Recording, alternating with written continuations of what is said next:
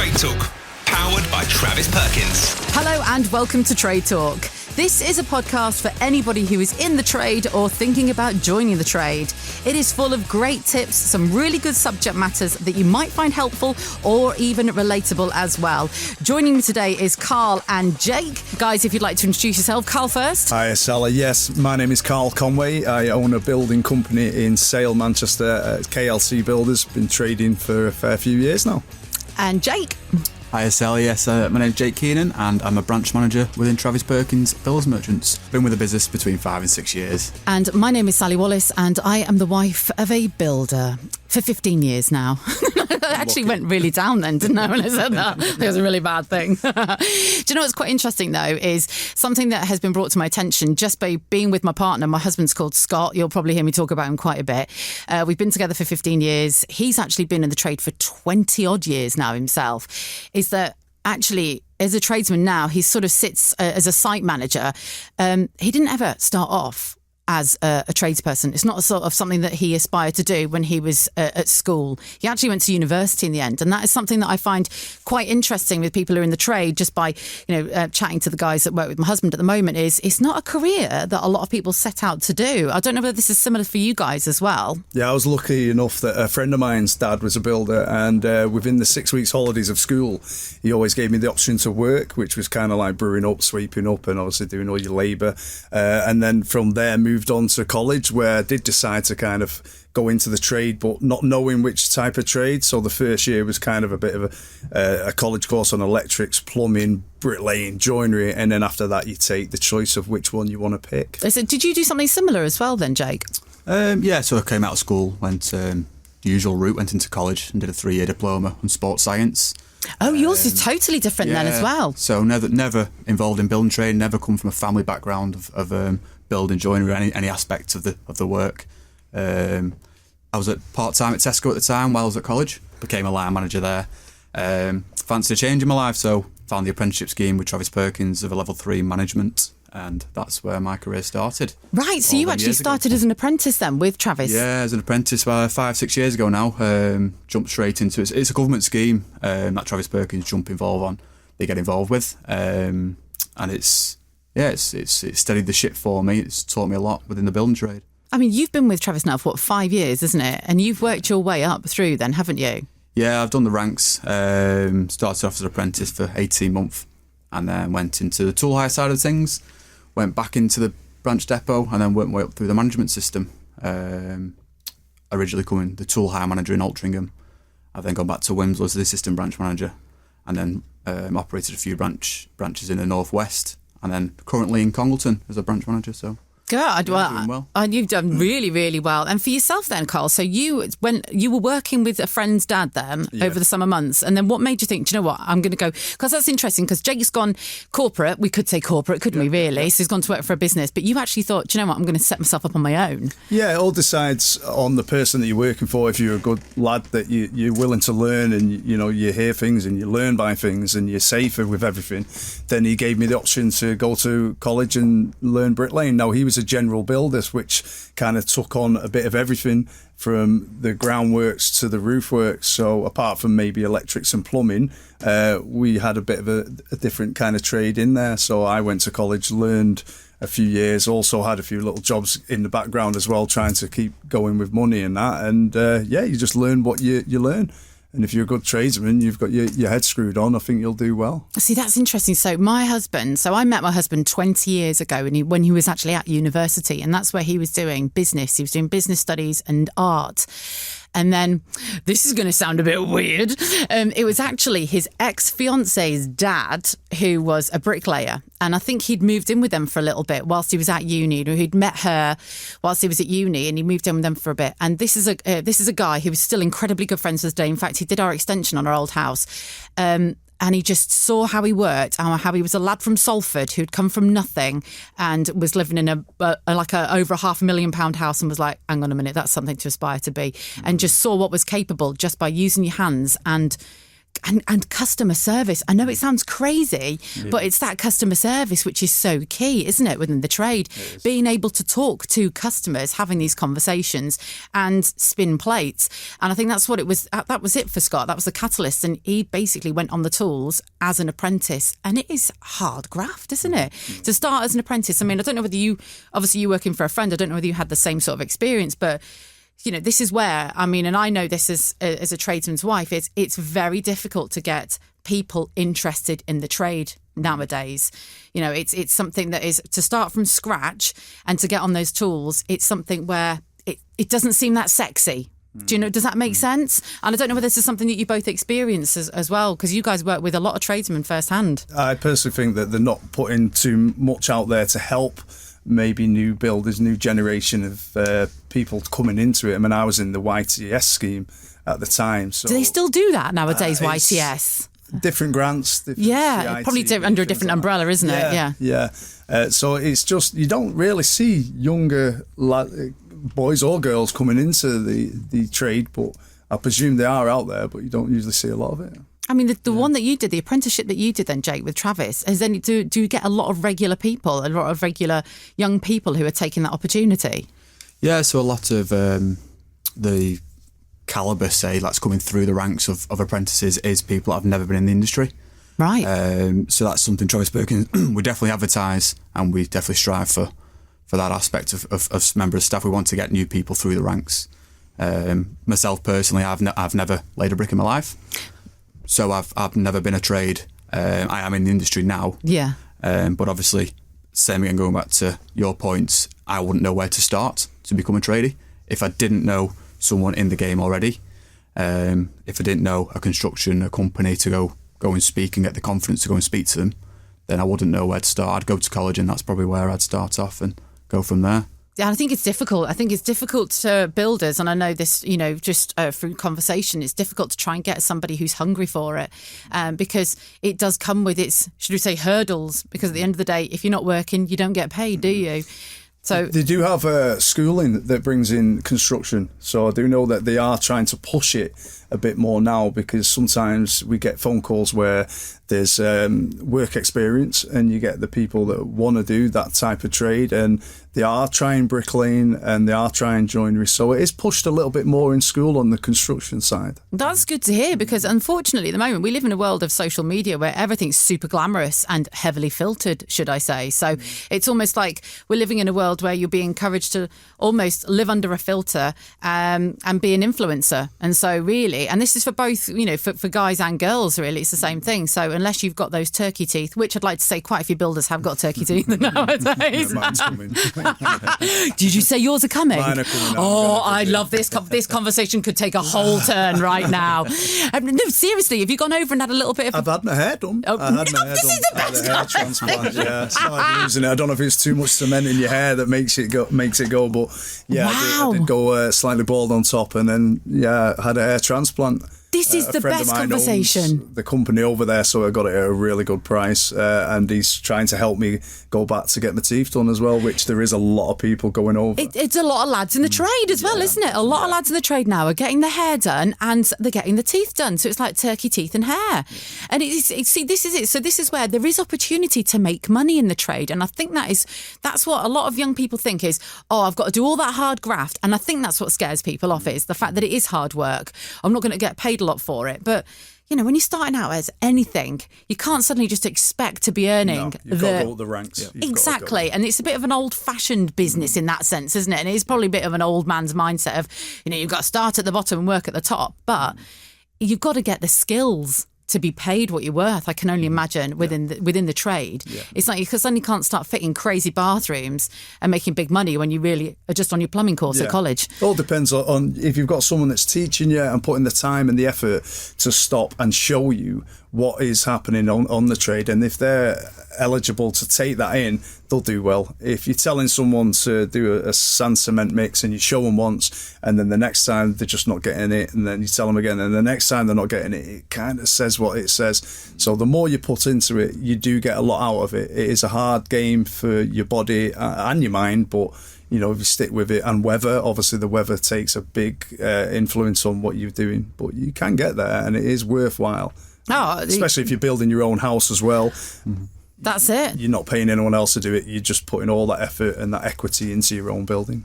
And you'll always get, and I think you'll always get people who try and take advantage of that as well, because this is so true when people go, "Oh, your husband's a builder, isn't he?" Thinking they're going to get a discount. If you've got a van, they want you to move something or something. That's it. So when you are good and you just haven't got the time because your prices have gone up, you're just going to do less and less favours, aren't you? Because rates, it's money, isn't it? Yeah. And it's so important. Have you got any lads working with you? Have you got any apprentices at the moment? We've got a couple of lads, a couple of part-times, and they seem to be the friends as well. So it's kind of, like we said before, it is hard to be a boss and a friend, but if they've got their head screwed on, you don't mind spending that time and teaching them, and hopefully they pick up and they do well, and they are. Like you just said, then it's a challenge to get an apprentice, I think, because it is. And this is pillow talk from our house. It's you want to get a young lad who really wants it, but is prepared to put the graft in. And my husband is all about looking after young talent, which is, I think, it's so crucial because. How often have you heard, it's a dying trade? It's a dying trade. And you could say that about all trades, really, couldn't you? And especially when it comes to, the carpenters that my husband's got, I love this expression, mustard. Look at me, like it's new. I've learned I'm not joking, being married to a builder, the amount of my terminology, my vocabulary has expanded. I didn't know what behind the door meant. Have you ever heard of this expression? Like, what do you think I'm behind the door? And apparently it means that you're not knowledgeable or you're a bit fresh, or like, do you think I'm a bit stupid? I have never heard of that in my life. I've heard it briefly, but not many times. No, this whole behind the door thing, it took me about a couple of years to actually say to my husband, what does that mean? I wouldn't last 5 minutes as an apprentice, believe me. But he has struggled to get decent lads, but not the ones that are just going to put in work, but ones that aren't going to take pictures of themselves in customers' mirrors. Up. Yes. And turn up after a football game on a Sunday. They don't turn up on a Monday, and it just puts you right far behind if you've got like things like steel to lift and things to move, like you were mentioning, that it just delays, and then you've got machines that can cost you more because you've delayed on one person not turning up. If you can count on them and they're very faithful and they're trustworthy, which is a big thing, because if customers give you the keys to the house, they're giving you like the keys to the life as such, because what they've worked for in that house you've got to protect, and the security of it. So it does make a difference if you've got a lad that doesn't really care that much. It's very personal, isn't it? If you think about it, it's a hugely personal thing to give somebody else the keys to your house. In a relationship, it's like a massive sort of like almost ceremony, really, when you pass the keys over to your other half. But to give them to I suppose a stranger. Yeah. And then you're right that you've got to trust them in there. And then you live with them for about 6 months and you're best friends. That's it. We'll get on to things that you've seen later. That's definitely a topic. Trade Talk, powered by Travis Perkins. One subject which I think that is, definitely circulates the trade an awful lot is bookkeeping and keeping receipts. We've got a van. We've had quite a few vans, actually. We've got, goodness me, I've driven every van that we've had, by the way, as well. I could tell you all about our vans. Vans are a subject in themselves, because if they're breaking down or, you've got them on lease or whatever it is, they could just, they can consume your transport to and from site. They are the workhorse of the goodness without me. them, you can't pick up from the merchants, you can't go. They're just... Deliveries are great. You've got deliveries from Travis now that can hire things over to areas that you wouldn't have thought and onto scaffolds. So, you've got all that, but the vans are very important. We will have to touch on vans at some point in an episode. But one thing I really wanted to touch on today was accountants and bookkeeping. And I can only imagine this is for yourself, Karl, really, is keeping those receipts and keeping everything in order. Is that something that you do yourself? Or if you, and that's a challenge, isn't it? It is, yeah. You've got to be in order. You've got to be pretty much precise of where jobs have gone, what you're paying for, and counting for everything. Because at the end of the year, you need to pull back what you've put in. Do you use anything like QuickBooks? I think, because I know that a lot of people are starting to use QuickBooks and they have an app on their phone, don't they? If they're self-employed, not necessarily if they're a limited company. I don't know how that sort of works with the two. But I think some people tend to use like a QuickBooks app and then they actually run it by an accountant at the end of the year. Or is it something that you do solely by yourself? I'm a bit old school with everything still on the laptop and Excel sheets, and every number as a receipt, and then my accountant takes it. But yeah, they are pushing you into the easier way for us and possibly for the accountants to do all your books for the Inland Revenue. I have to go around looking for receipts constantly. I find them everywhere in the glove box. They end up in the like all over the place under the mats of the car. I'm like, oh my god, is another receipt? So I'm always scrolling around for receipts to give to I'm going to say secretary then, but it's actually my mother-in-law. So believe me, you do not want her on your back. She's like Roz from Monsters Inc. You know, that snail thing. Oh my god, I hope she doesn't listen to this. And then Jake, as well, from your side of things, you've got invoices, so you will have clients that need to pay their invoices. And I know it's probably not a department that you're in at the moment at all, but I mean, just chasing your customers, because your customers are trade guys, aren't they? Yeah, it's a massive thing in branch. We obviously have a dedicated credit control team. So in our head office, we have a big cluster, say, of people that'll chase customers for invoices, they'll chase suppliers for invoices. But it also has a detrimental effect in branch, because when that customer hasn't paid their invoice and they're expecting a delivery from the branch, but the account's on stop, so we cannot release them goods then until they've paid the bill. So it's on our foresight, should we say, to go and chase that customer for the bills, or the suppliers in essence, because if we don't pay the supplier bills, we don't get the goods that we need to supply the customer. So it can actually have a knock-on effect on the whole, on your whole department then, really, can't it? It's a certain day, I think it's the 12th of every month, we send our obviously invoice bills out to the customers, and then they have I think it's a 30-day rolling contract depending on what they've signed up to and what credit agreement they've got in place with us. But yeah, it's definitely, and it has an impact on the branches and the staff within the branches at the time, because the customer's chasing the delivery, not realising that the account is on stop, so we can't release them goods until the account's been paid. But yeah, I think that kind of turns round to the builder itself. Then it needs to get the payment from the customer to work it's a knock-on effect to pay the materials. Because if something goes wrong with the customer, an illness, or maybe they just have something in the sleeve that they don't want to pay, then you've still got to pay their merchants, because you're just going to put us on stop if they don't pay. So, you know, certain builders have stage payments where they'll get it to certain points through building inspectors, and then they'll get a payment for that. So I would kind of use the customer's money by saying, let's say it's the building work of the bricklaying, we would expect the materials and the labour for doing that job, and then we can pay direct and get that paid out. So if there's ever a problem, at least the merchants are not going to put us on stop, and we have to start looking elsewhere, and then not getting better prices for the merchants because they don't know us. You know, you could walk into any merchants and they'll give you maybe a certain rate, but then if you're used to going into Travis Perkins and you spend so much with them and they know you're going to get better rates, but you still need to pay them bills. So you've got to build relationships then, haven't you, with your suppliers and your customers at the same time, to kind of keep it all like the nice equilibrium almost. I know that sounds a little bit out there, but it is. You've got to keep everything, all these, again, plates spinning constantly to get things moving. And I suppose, Jake, from your perspective, you're going to be familiar with, tradesmen, and you're thinking, oh, hang on a minute, he's not going to pay. Are we going to give him X amount? And I hate to say that, but unfortunately it's a business, isn't it, at the end of the day? And then, from a builder's perspective, you need that customer to pay. Yeah, you do have, like they say, you've seen all the TV programs, you have cowboy builders, but you also get cowboy customers. Well, that is an interesting subject in itself, because sometimes, and I do watch, I don't watch much TV, but when there is something on about building, I find myself, and you probably do as well, you find yourself watching it.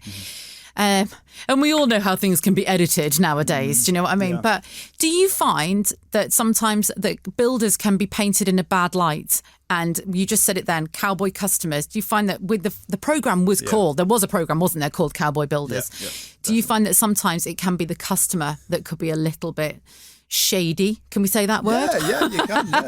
Yeah. Very rare. I've had it once, but very rare that's happened. But yeah, you can find different problems with customers that, if everything's not written down on paper, then you can lose. It's at the end if they do, but when advertising for like cowboy builders, there's a lot of it, but then they don't hear the good things that go on. So when a customer has a job done, and maybe it could be late, or maybe there's odd little things going wrong, they kind of look at that too much into detail. But when they look at other people that have been ripped off and aren't getting the build or aren't getting it finished, then it's a nightmare because then you've got to take them to court or however it happens. But so people see the bad side, but they never see the good side of the build. So a good builder never gets recommended. Well, not recommendable, but gets talked about. It's always the bad side of it. But I also think there's a stereotype about builder's bum. I mean, there you go, builder's bum. There you go. That's it. It's almost like Tesco or something. But it's almost like builders. There's a stereotype of overweight builders with a big bum hanging out who just drink builders. Builders brew does exist, by the way. It can be quite toxic, and like a bum hanging out and just sort of like heavily overweight and always running behind themselves. Yet nowadays our builders are having their teeth and their hair done. Yes. So it's not the reality, is it? No. And that's where I do think that builders can be painted in a really bad light, and not just builders but tradesmen. It's almost like they're painting the trade out to be, because it is that bit old school. Doesn't mean that it's completely archaic. We know that by these lads and how well they look nowadays. You know, I think some trades lads have actually got massive TikTok accounts where they're dancing on sites, aren't they? The high vis and everything. A lot of it is on social media as well. Yeah. And it goes against the reputation. So a lot of the good builders will do 99% of the work will be top drawer work. But that 1%, all it takes is for one negative comment on Facebook or et cetera, and there's a big knock-on effect then. When you can't get a decent builder, what happens is you tend to go, someone else will come in and they'll say, oh yeah, I can do it, when they've never really done it or their work's not up to it. So what they'll do is it might be a cheaper price they've took it, thinking they're going to get the same stuff, but yet when they've had the job done, it's just a horrible job and they've lost out rather than waiting for the right person. It's experience and knowing and doing your homework and checking out the builder and what work they've done in the past, how long they've done it. If a plasterer comes up to me and says, yeah, I'm a plasterer, it's like, well, how many years have you done it? It says it. You see, this is it. There's so much that needs to be taken into consideration nowadays in the trade, because realistically, you are salesmen, you're marketing, your customer services. There are so many different hats that are all embroiled into one. And you've still got to keep that smile on your face in the pouring rain whilst you're outside digging trenches. Yeah.